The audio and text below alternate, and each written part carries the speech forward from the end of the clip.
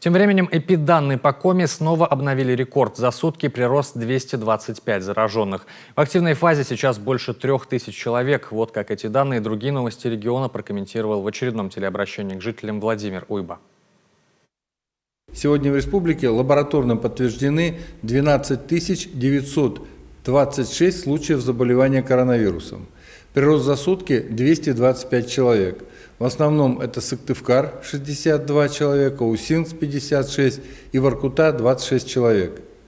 Под медицинским наблюдением 5826 человек.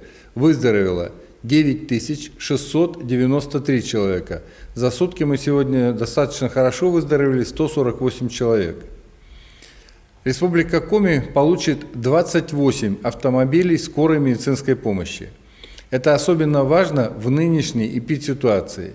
Первые 16 машин марки УАЗ уже пришли. Мы ожидаем еще 12 скорых автомобилей марки ГАЗ.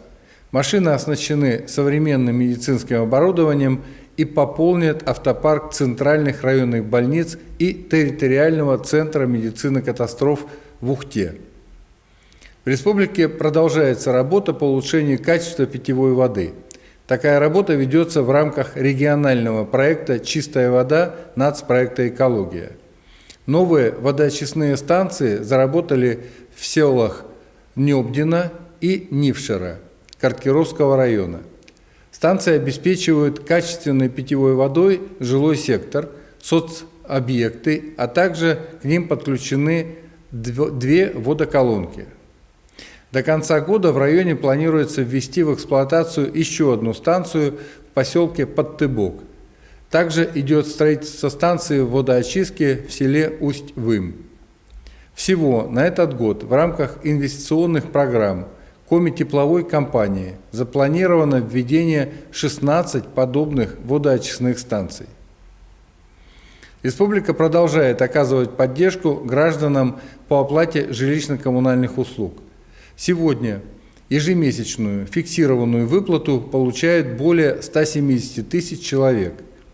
Размер выплаты зависит от природно-климатической зоны, в которой проживает льготник. Причем поддержка оказывается как региональным, так и федеральным льготникам. В этом году из бюджета республики на эти цели выделено более 2 миллиардов рублей. Уважаемые жители республики, общаясь с вами на встречах и анализируя ваши сообщения в соцсетях, я пришел к выводу о том, что формат нашего с вами общения необходимо развивать.